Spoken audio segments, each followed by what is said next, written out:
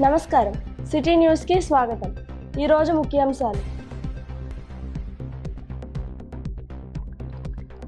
నర్సాపురంలో ఉపాధ్యాయుల పరిచయ కార్యక్రమం.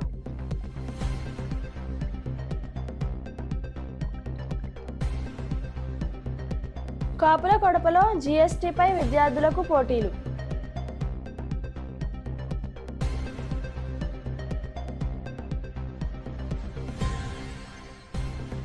తప్పిపోయిన బాలిక తల్లిదండ్రుల వద్దకు.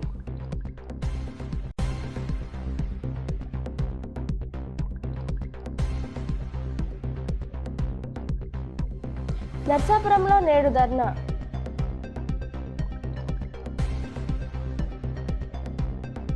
ఇప్పుడు కాసేపు ప్రకటనలు. దివ్య డిజిటల్ షాపింగ్ నర్సాపురం వారి 18వ వార్షికోత్సవ సంబరాలు. దసరా దీపావళి పండుగల శుభాకాంక్షలతో mega exchange and loan mela September 1వ తేదీ నుండి అక్టోబర్ 31వ తేదీ వరకు మాత్రమే. మీ పాత ఏసీ, ఫ్రిడ్జ్, వాషింగ్ మిషన్ ఏదైనా ఎక్స్చేంజ్ చేసుకోండి. మరిన్ని వివరములకు Divya digital shopping, TV and furniture showroom, steamer road, Narsapuram మరియు బ్రాంచ్ శుక్రవారం cloth market, Palakollu. Cell numbers 9948277577 మరియు 9959877577. తిరిగి మళ్ళీ వార్తలకు స్వాగతం.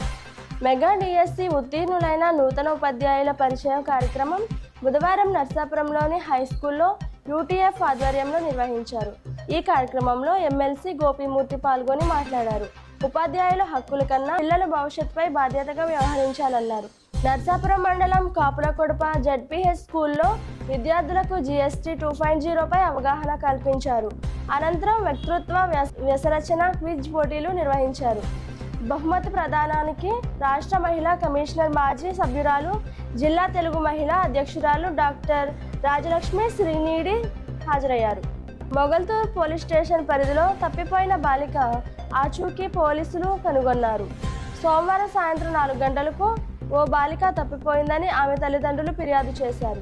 Narsapuram DSP doctor G Sri Veda ఆధ్వర్యంలో సిఐ దుర్గాప్రసాద్ 3 బృందాలను ఏర్పాటు చేసి బాలిక ఆచూకీని కనుగొన్నట్లు వివరించారు. ఆమెను తన తల్లిదండ్రులకు మంగళవారం స్టేషన్ వద్ద అప్పగించారు.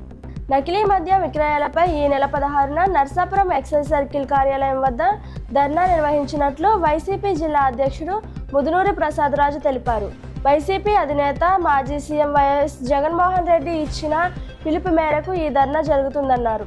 ఈ వార్తలు ఇంతటితో సమాప్తం. తిరిగి మరో కొన్ని వార్తలతో కలుసుకుందాం. నమస్కారం.